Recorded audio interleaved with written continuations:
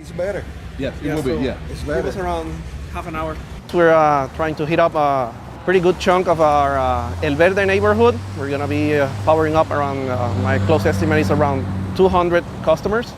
For some of these customers, it's already been 5 months since Irma and Maria hurricanes hit. So all this time they've been without power. Most of them have been, feeling very, very frustrated. But I think that our presence here in this area has given them a lot of positive thoughts, and hopefully we can change all that. Can you check the voltage on all these?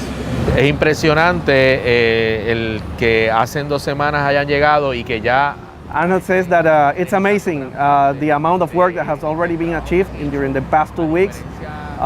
It's been a welcome surprise to see all this amount of work completed in such a record-breaking short time.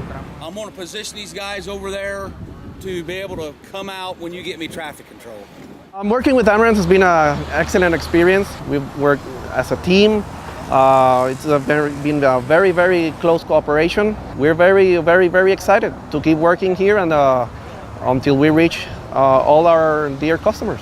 Thank you, Puerto Rico. We are very appreciative of your assistance and your help, helping us powering up Puerto Rico.